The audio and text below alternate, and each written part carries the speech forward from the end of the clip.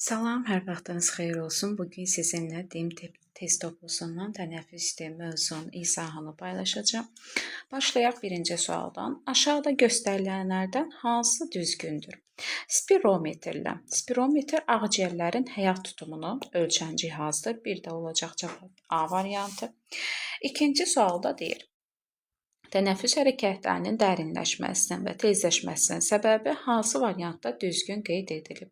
Tənəffüs hərəkətləri o zaman dərinləşər, tezləşər ki, bax tənəffüsə niyə ehtiyac duyuruq? Niyə qazlar mübadiləsinə ehtiyac duyuruq? Qandakı karbon qazını verək atmosferə və əvəzində oksigen alaq deyə.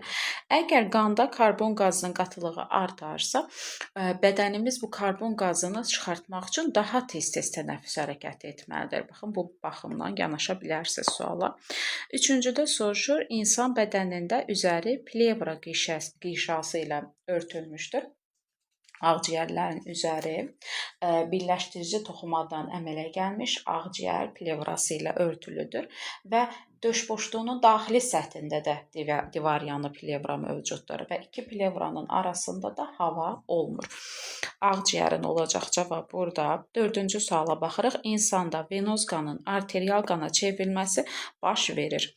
Venoz qan karbon qazı ilə zəngin olan qandır. Arterial qan oksigenlə zəngin olan qandır. Ağciyərlərdə qazlar mübadiləsi baş verir. Qandakı karbon qazı ağciyərə, ağciyərdəki oksigen də qana keçir.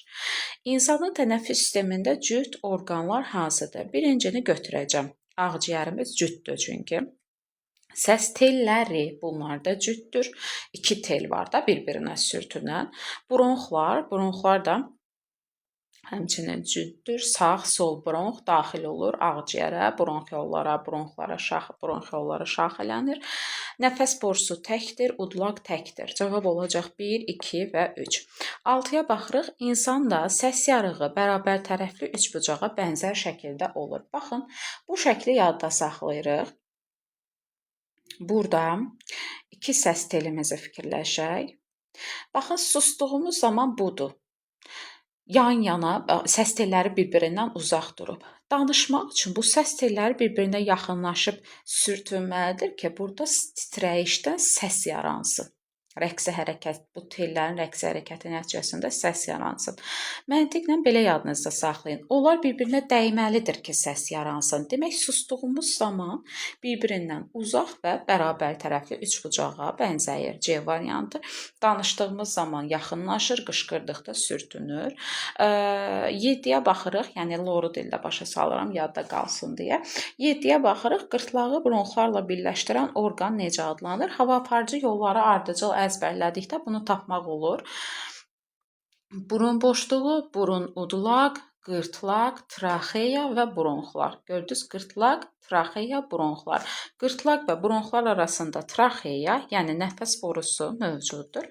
Keçirik 8-ci suala. Sıraların hansında insanın tənəffüs sisteminə daxil olan orqanlar düzgün və ardıcıl şəkildə göstərilmişdir? Mən A və Y variantında ağız boşluğunu görürəm. Həzm kanalına aid olan orqandır. Düzdür, ağzımızdan hava qəbul edə bilirik, amma bu tənəffüs orqanı demək deyil.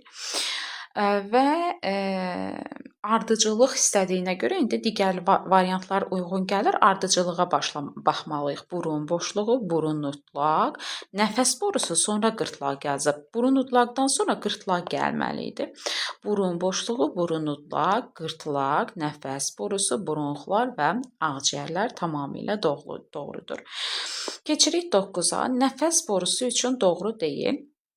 D və Y variantı tez bizim diqqətimizi çəkməlidir. Burada görürük ki, birində qapalı qığırdaq halqalar yazıb, birində isə qığırdaq yarım halqalar yazıb. Yadınızda saxlayırsınız. Fərqləndirək. Qırtlaq, qığırdaq halqalardır. Bax, bu D variantında deyildiyi kimi. Nəfəs borusu isə qığırdaq yarım halqalardır. Ona görə ki, nəfəs borusunun arxa hissəsində qida borusu yerləşir.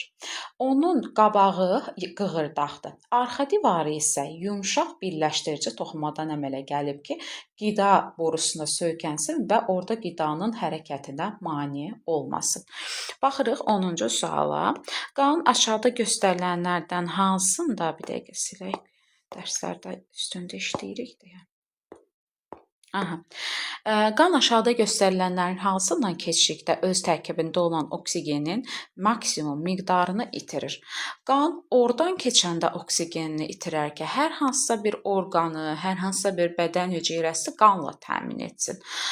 Baxın, sol qulaqcıq, sol mədəcikdə arterial qan olur. Yəni oksigenlə zəngin qan olur. Burada qazlar mübadiləsi getmir. Niyə karbon qazına çevrilsin ki qan? Ağciyərlərdə əksinə qan oksigenlə zənginləşir. Digərlərinə də baxaq. Sağ qulaqcıq, sağ mədəcik. Sağ qulaqcıq, sağ mədəcikdə venoz qan olur, amma bura zaten venoz qan gəlib tökülür. Yəni arterial qan gəlib venoza çevrilmir. Yanlışdır. D-də deyir əl venaların birindən, burada da venoz qan olacaq. Diqqət eləyək B variantına. Hər hansı bir yığılan əzələ kapilyarında. Qazlar mübadiləsi, qidalı maddələrin mübadiləsi biz bilirik ki, kapilyarlarda gedir. Hər hansı bir əzələ kapilyarına qan gətirib oksigeni verəcək və beləliklə tərkibindəki oksigeni də itirəcək. Əvəzində kapilyar da həmin qan damarına karbon qazı verəcək. Buna deyirik ki, biz qazlar mübadiləsi. Nəfəs alma nə zaman baş verə bilər? Nəfəs almada, baxın, ağciyərlərdəki təzyiqi B və C variantında diqqətimizi çəkir, yadda saxlayırıq. Ağciyərlərdə nəfəs alma zamanı həcm artır. Həcm artırsa, demək burada təzyiq azalmalıdır. Tarazlaşanda və çox olanda deyir, yanlışdır. Baxın, az olarsa, bu doğru cavabdır. 12-ci suala baxırıq. İnsanın tənəffüs sisteminin bir hissəsini təşkil edən hava aparıcı yolların düzgün və ardıcıl göstərildiyi sıra. Baxaq indi. Burun boşluğu, burun udlar, qırtlaq, traxeya, bronxlar. Tamamilə doğrudur. Demək, digərləri səhv cavabdır. Burun boşluğu udulaq yazıb. Qırtlaq daha doğrusu, nəfəs borusu yanlışdır. Bronxlarla başlayıb yanlışdır. Ağız yanlışdır. Burun udulaqla başlaması bir hissəsini verib. Tamam, digərinə baxaq. Burun udulaq, qırtlaq gəlməli idi. Burada traxeya, bronxlar, ağciyərlər, bu da yanlışdır. Cavab olmalıdır A variantı. Yəni ağciyərlər burada hava aparıcı yollara aid deyil axı. Baxın B-də də var. 13-ə baxırıq. İnsanda sakit nəfəs alma prosesi zamanı nə baş verir? Qabırğarası və qarın əzələləri boşalır. Yanlışdır. Bir dənə nəfəs alın, baxın. Əzələlərimiz yığıldı. Həm qabırğarası əzələlər, diafraqma əzələləri yığılır. Digərinə baxaq, döş qəfəsinin və ağciyərlərin həcmi genişlənir. Tamamilə doğrudur. Axı içərisinə hava dolacaq. Bunun üçün də həcm burada artır. Digər variantları da təhlil edək. Deyir ki, döş qəfəsinin həcmi azalır. Yalan deyir. Bir şey ki, bura hava daxil olur. Həcm niyə azalsın ki? Azalır, yanlışdır. Boşalır deməsi yanlışdır. Bu nəfəs vermə zamanı olur.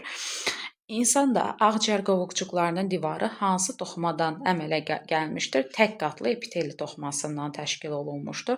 Biz hətta deyirik ki, ağciyər qovuqcuqları ilə qan kapilyarları arasında qazlar mübadiləsi gedəndə, ağciyər qovuqcuqlarındakı oksigen qan kapilyarına keçəndə 2 qatdan keçir. Biri, bu da tək qatlı epitelidir, bu da tək qatlı epitelidir. Gördünüz, bir qat ağciyər qovuqcuğundan keçəcək, bir qat qan kapilyarından.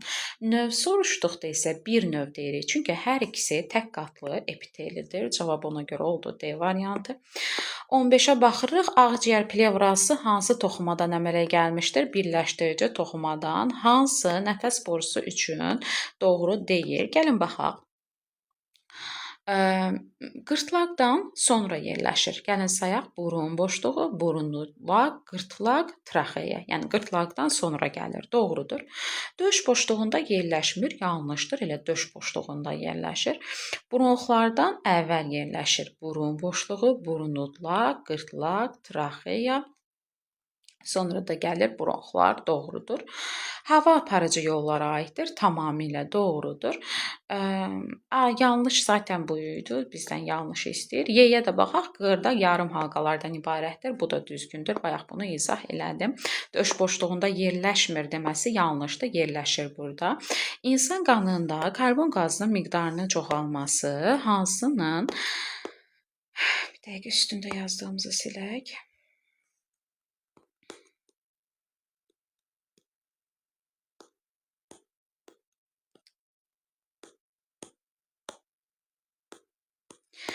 İnsan qanında karbon qazının miqdarının çoxalması hansının fəaliyyətinin artmasına səbəb olur? İnsan qanında karbon qazının miqdarı çoxaldıqda tənəffüs hərəkətləri tezləşir və dərinləşir. Tənəffüs hərəkəti əgər tezləşir, dərinləşirsə, deməli diafraqm əzələlərinin fəaliyyəti də artmalıdır. Xəsarət almış insanın plevra boşluğuna çoxlu hava dolmuşsa, onda ilk növbədə hansı fizioloji pozğunluq baş verə bilər? Bayaq dediyimiz kimi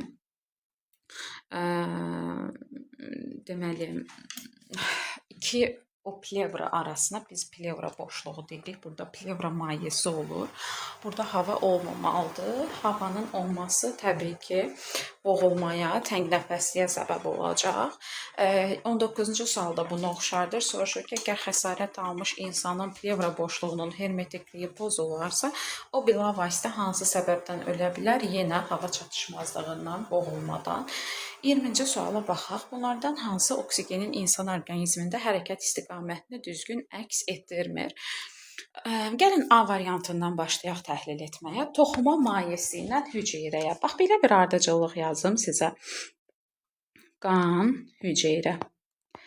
Biz bilirik ki, qandan hüceyrəyə oksigen gələcək, qidalı maddələr gələcək. Əvəzində hüceyrədən qana karbon qazı və tullantı maddələri keçəcək.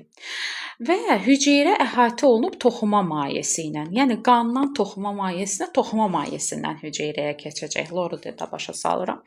Baxaq A variantına. Deyir ki, toxuma mayesindən hüceyrəyə. Görürsünüz, tamamilə doğrudur. Rəngi dəyişək. Baxın, toxuma mayesindən hüceyrəyə yazmışam. Oksigen keçə bilər. Doğrudur. Ağciyərdən qana.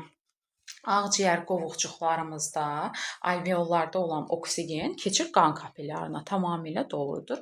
Sol qulaqcıq, sol mədəcik, bu da doğrudur. Çünki sol qulaqcığımızda, ümumiyyətlə ürəyimizin sol hissəsində oksigenlə zəngin arterial qan olur. Deməli, burada oksigen qulaqcıqdan mədəciyə keçə bilər. Kapilyardan toxuma mayesinə deyir. Yenə bax bu istiqamətdə kapilyardan toxuma mayesinə. Bayaq toxuma mayesindən hüceyrəyə deyirdi. İndi qandan toxuma mayesinə.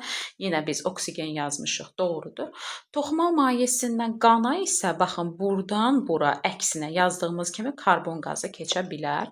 Cavab oldu Y variantı. Yəni belə başa düşək də qan hüceyrəyə qəşəng şey verir, oksigen verir, qida verir. Əvəzində də hüceyrə ona karbon qazını qaytarır. Yəni hüceyrə qana oksigen vermir. Yanlışdır bu. 21-ə də baxaq. Bayaqkına oxşardır. Bunlardan hansı karbon qazının insan orqanizmində hərəkət istiqamətini düzgün əks etdirmir? A variantında yazıb qandan ağciyərə. Əlbəttə ki, ağciyər qana oksigen verir, qan ağciyərə karbon qazı verir. Bu doğrudur. B variantında deyir, böyrək hüceyrəsi toxuma mayesi. Bayaq yazdığımı bir dəfə də burada yazıram izahlı. Baxın, hüceyrə, qan, toxuma mayesi. Qandan hüceyrəyə gedəcək oksigen və qidalı maddələr, hüceyrədən qana karbon qazı. Yəni əsas oksigendən karbon qazına fokuslaşaq. Baxın, böyrək hüceyrəsindən toxuma mayesinə. Baxın, hüceyrədən toxuma mayesinə, toxuma mayesindən qana karbon qazı keçəcək. Bu doğrudur. Toxuma mayesindən qana tamamilə doğrudur. Toxuma mayesindən qaraciyər hüceyrəsinə. Baxın, bu istiqamətdə xeyr. Toxuma mayesi qandan aldığı oksigeni hüceyrəyə verə bilər. Demək ki, bu bizdə yanlış olacaq.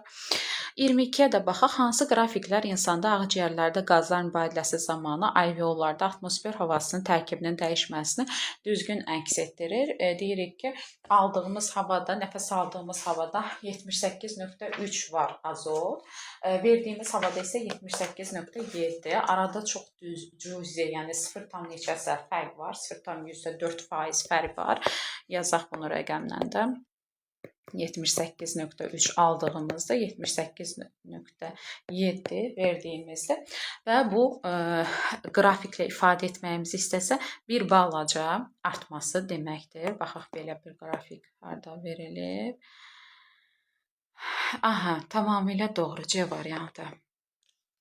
Nəfəs verdiyimiz havada suyun və azotun miqdarı eyni qədər, yəni 1 balaca artır.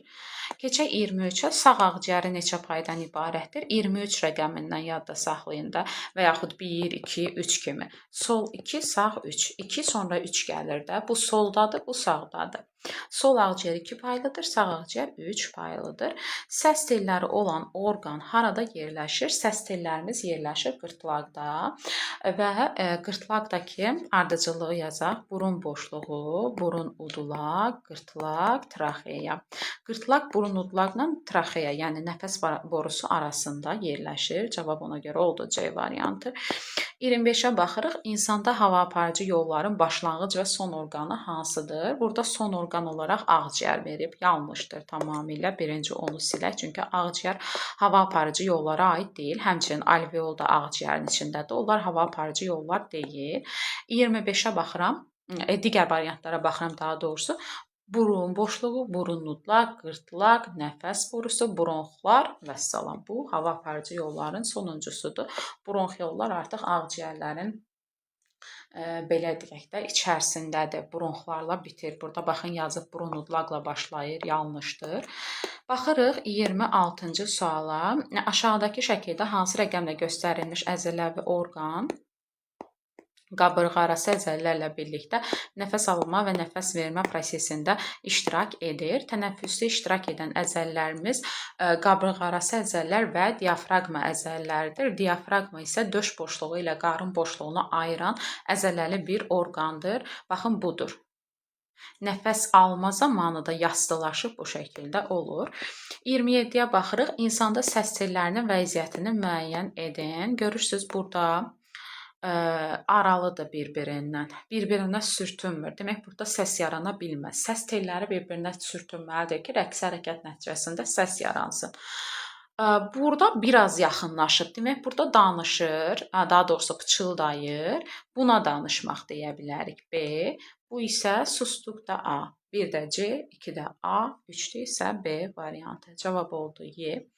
28-ci suala baxıram. Ağciyər qovuqcuqlarında qazlar mübadiləsisi zamanı aşağıdakılardan hansı baş verməz?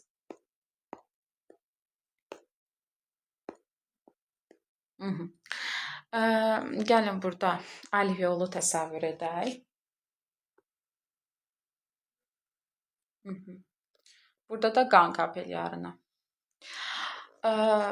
Buradan alveoldan qana oksigen keçəcək, qandan alveola karbon qazı keçəcək. Vəssalam. İndi buna görə baxaq. Qanda oksigenin qatılığı artmağa başlayar. Tamamilə doğrudur. Oksigen diffuziya yolu ilə qan plazmasına keçər. Tamamilə doğrudur. Görürsünüz, buradan alveoldan qana oksigen keçəcək. Qanda karbon qazının qatılığı artmayacaq. Əksinə, alveola verildiyinə görə azalacaq. Karbon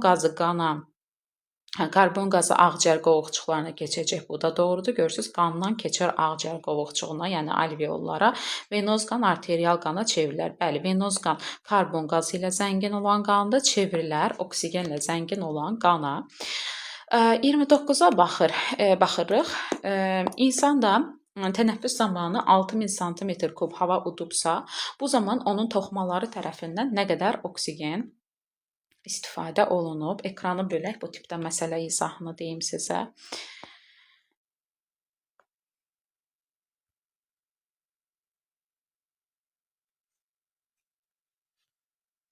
Nəfəs aldığımız havanın tərkibində 21% oksigen mövcuddur. Nəfəs alma. 16% isə oksigen nəfəs vermə zamanıdır, yəni verdiyimiz havanın tərkibindədir.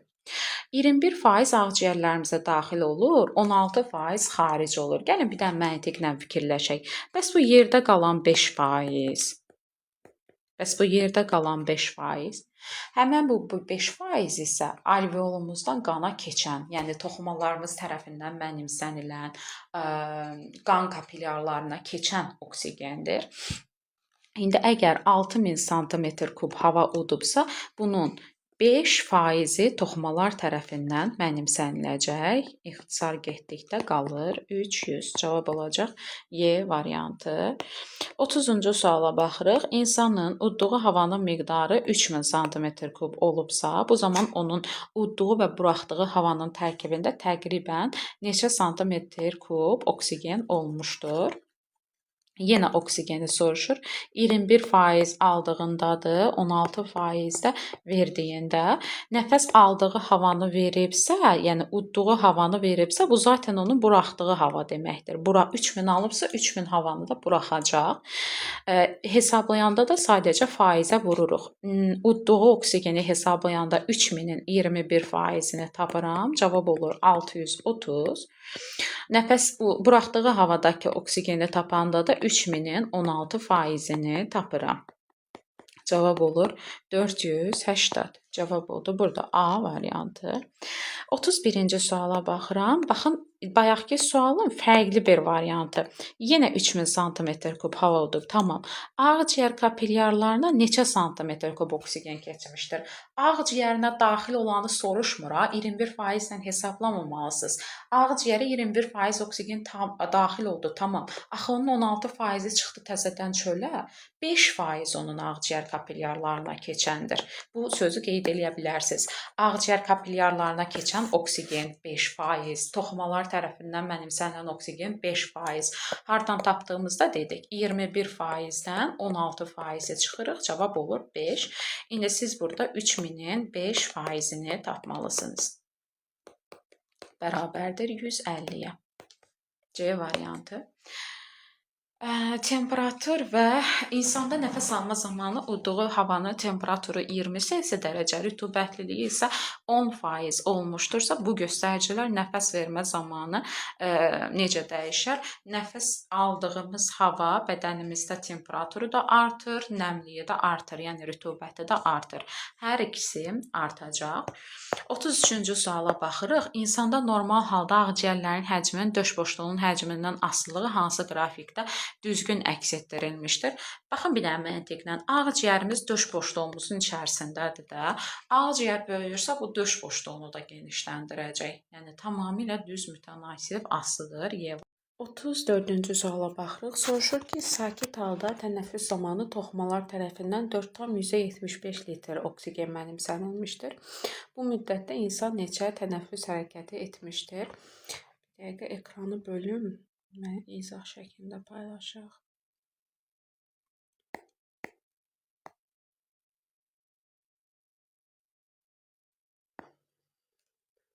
Baxın uşaqlar, bizim verdiyimiz rəqəmlər, məsələn deyirik ki, nəfəs aldığımız havada 21% oksigen, nəfəs verdiyimiz havada 16%.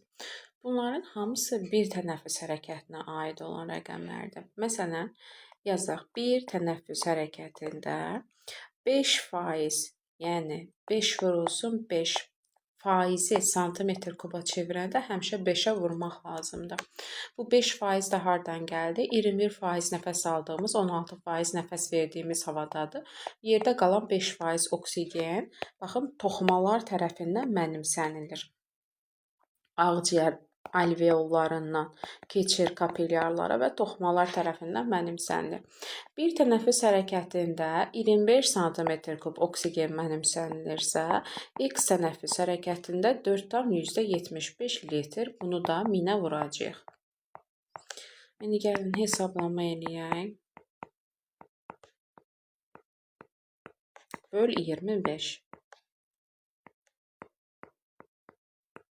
Aha. 5-ə ixtisar getdi, 2, 5-ə ixtisar getdi, 5, bu da 5-ə ixtisar gedəndə 190. Deməli, bu 190 tənəffüs hərəkəti etmişdir. Cavab B variantı. Davam edək indi 35-ci sualdan.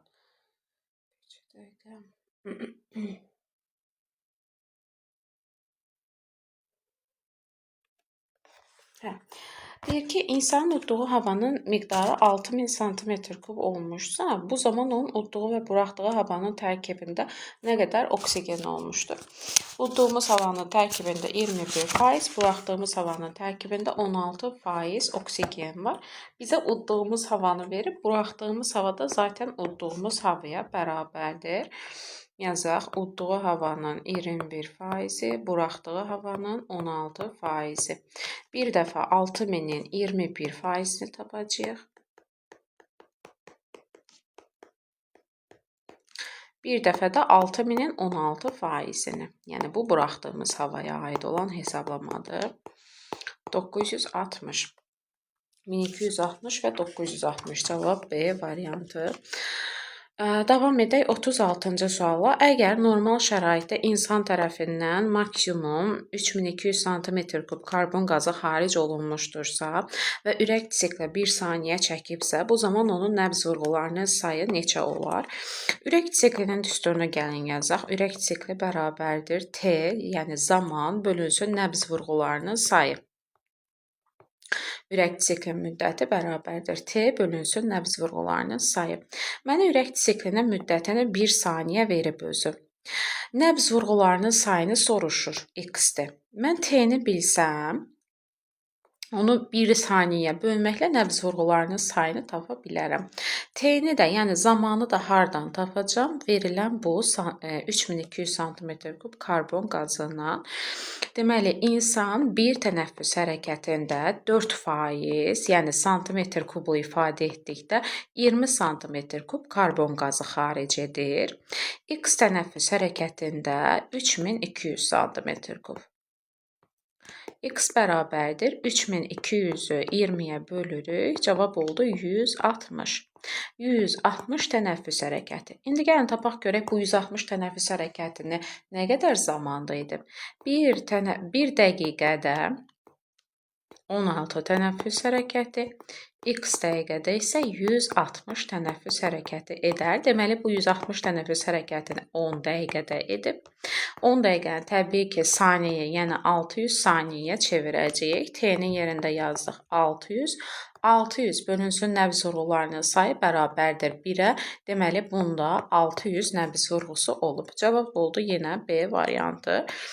37-ci suala baxıram. Nisbi sakitlik halında 96 tənəffüs hərəkəti edib insan. Bu müddətdə onun ağciyər kapilyarlarına neçə litr oksigen daxil olur və atmosferə maksimum neçə litr karbon qazı buraxılır? Baxın, birinci faizlə gəlin ifadə edək. Ağciyər kapilyarlarına daxil olan oksigen 5%-ə bərabərdir. Baxın, ağciyərə daxil olanı soruşmur, o 21%-dir. Birbaşa ağciyər kapilyarına daxil olan bu 5%-ə bərabərdir. 5%. Atmosferə buraxılan karbon qazı isə 4%-ə bərabərdir. Santimetr kubu ifadə etdikdə bu 25 santimetr kub, bu da 20 santimetr kuba bərabərdir. Yazaq, bir tənəffüs hərəkətində 25 santimetr kubdursa, 96 tənəffüs hərəkətində x-i tapanda da 96-nı 25-ə vururuq. Kalkulyatorla vuraq. 2400 santimetr kub. Litrə çevirmək üçün də 1000-ə böləcəyik. Bu da bərabər olur 2,4 litr. Bu oksigenimizdir. Karbon qazını da tapanda yenə eyni tənasibi qururuq. Deyirik ki, bir tənəffüs hərəkətində atmosferə 20 santimetr kub karbon qazı buraxılırsa, 96 tənəffüs hərəkətində x-i tapanda 96-nı vururuq 20-yə, tapırıq 1920. Bunu da 1000-ə bölürük litrə çevirmək üçün, cavab olur 1,92 litr karbon qazı. 2,4 litr oksigen, 1,92 litr karbon qazı. Cavab oldu A variantı. Keçirik 38-ə. Orta yaşlı sağlam insanın ağciyərlərinin orta həyat tutumu hansı ifadə ilə təyin olunur? Deməli, ağciyərlərin həyat tutumu dedikdə biz burada həm tənəffüs havası, köhnə kitabdakı rəqəmlərə əsasən tənəffüs havası, əlavə hava və ehtiyat havanı toplayacağıq. 3500-ə bərabərdir bilirik. Sadəcə bu məsələnin şərti üçün sizə belə bir şərt verib, n əlavə havadır. Biz bilirik ki, tənəffüs havası 500-dür. Əlavə hava 1500-dür, ehtiyat hava da 1500-dür. Əlavə havanı n veribsə, ehtiyat hava da n-dir. Deməli, bunların cəmini mən 2n + 500 şəklində yaza bilərəm. Cavab oldu burada da Y variantı. Keçirik 39-a. Orta yaşlı sağlam insanın ağciyərlərinin orta həyat tutumu, bir dəqiqə üstündə yazdıqlarımızı silək. Ağciyərlərin orta həyat tutumu hansı ifadə ilə təyin olunur? Burada da deyir n ehtiyat havadır, eynidir. Baxın, n qədər ehtiyat hava varsa, əlavə hava da n-ə bərabərdir. Cəmi 2n + 500, yəni oldu burada da B variantı. 40-a baxdıqda artıq bu dəfə şərt fərqlidir. Yenə tənəffüs havası, əlavə hava və ehtiyat havanın cəmi lazımdır bizə. Amma burada n dəyişən havanı, yəni tənəffüs havasını verib. Əgər tənəffüs havası n-dirsə, bunlar da 3000-dir. n + 3000 şəklində yaza bilərik. 40-da cavab C variantı. 41-ə baxaq. Qrafikdə sağlam insanın sakit halda baş verən tənəffüs hərəkətləri zamanı qanına keçən oksigen qazının və xaricə buraxdığı karbon qazının zamandan asılılığı əks etdirilmişdir. Aradakı fərq 400 sm³ olduğu müddət ərzində ətraf mühitə nə qədər oksigen qazı xaric edər? Gəlin yenə bütün rəqəmləri yazaq bildiyimiz. Sonra həllinə keçək. Qanına keçən oksigen 5%. Xaricə buraxdığı karbon qazı 4%. Bunların arasındakı fərq bir tənəffüs hərəkətində. Bunlar arasındakı fərq 1%-ə bərabərdir. 1%-i də santimetr kublu ifadə etdikdə 5 santimetr kub edir. Yəni bir tənəffüs hərəkətində insanın qanına keçən oksigenlə buraxdığı karbon qazı arasında 1%, yəni 5 santimetr kub fərq var. X qədər tənəffüs hərəkətində bu fərq 4000-ə bərabər olar. Tənəffüs hərəkətinin sayını tapırıq ki, bu 800 tənəffüs hərəkəti edir. Və bizə bu müddət ərzində ətraf mühitə xaric etdiyi oksigeni soruşur. Bir tənəffüs hərəkətində ətraf mühitə 16% oksigen xaric edir, yəni 80 santimetr kub. 800 tənəffüs hərəkətində X olacaq. X də bərabərdir 64000, hardasa sıfırlarla bir problem yaşadıq. Cavab olacaq burada Y variantı. Sıfıra baxaq, bir tənəffüs. Baxın, burada yazmışam 4000. Bu 400 olmalıdır. 400-ü 5-ə böləndə 80. 80-i də vuranda buna 6400. İndi düz oldu tam. Y variantı. 42-ci suala baxıram. İnsan sakit halda tənəffüs zamanı 5 dəqiqə müddətində atmosferə maksimum neçə milli karbon qazı xaric edir? Yenə rəqəmlərlə işləyəcəyik. Bir dəqiqədə insan 16 tənəffüs hərəkəti edir. 5 dəqiqədə X. Birinci bunu tapdıq ki, bu insan 5 dəqiqədə 80 tənəffüs hərəkəti edəcək. Sonra bir tənəffüs hərəkətində 4% karbon qazı xaric edirsə ki, bu da 20 santimetr kub karbon qazı deməkdir. 80 tənəffüs hərəkətində X-ə bərabər olacaq. X də bərabərdir 1600 santimetr kub, başqa sözlə millilitr. 43-cü suala keçək. Son 2-3 sualımız qalıb. 43. Tənəffüs prosesində oksigenin keçdiyi struktur və mühitlərin düzgün ardıcıllığını müəyyən edin. Baxın, cavablarda bizə verilib qan, alveollar, bir də damarlara keçişi.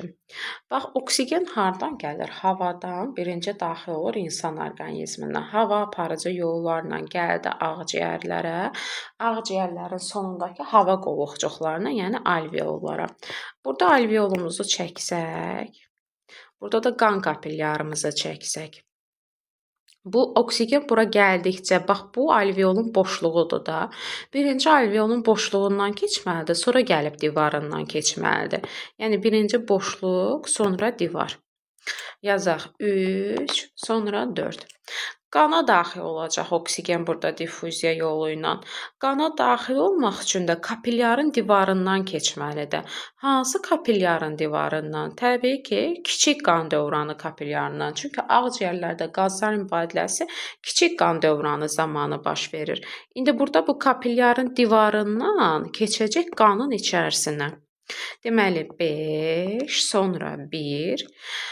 Sonra baxın hüceyrəarası maddəyə çatana qədər bu əvvəlcə gələcək ürəyə, yəni kiçik qan dövranı tamamlanacaq, böyük qan dövranı başlayacaq arteriyalarla və s.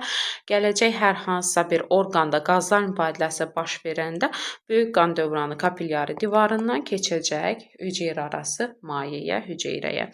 Ardıcıllıq oldu 3, 4, 5, 1, 6 və 2. 44-cü suala baxıram. İnsanda nəfəs vermə zamanı havanın tənəffüs sistemindən keçmə ardıcıllığını müəyyən edin. Nəfəs vermədir, düz bu ağciyərin sonundan ta ki hava aparıcı yolun əvvəlinə qədər gedəcəyik. Yəni birinci başlamalıyıq alveollardan. Birinci başladıq alveollardan. Bundan əvvəl nə idi? Bronxlar. Bronxlardan əvvəl traxeya, sonra qırtlaq, sonra burun boşluğu. Ardıcıllıq bu şəkildə olmalıdır. 1, 3, 5, 4 və 2. 45-ə də baxaq. Sağlam insanın ağciyərləri üçün verilənləri həcmlərin artması sırası ilə ardıcıl düzün. Dəyişən hava sakit halda nəfəs alıb verdiyimiz havadır. 500-ə bərabərdir. Başqa sözlə tənəffüs havası. Ehtiyat hava bərabərdir 1500-ə, qalıq hava isə bərabərdir 1000-ə. Ardıcıllıq istəyir bizdən 1, sonra gələcək 3, sonra gələcək 2.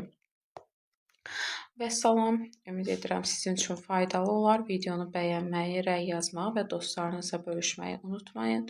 Sağ olun, salamat qalın.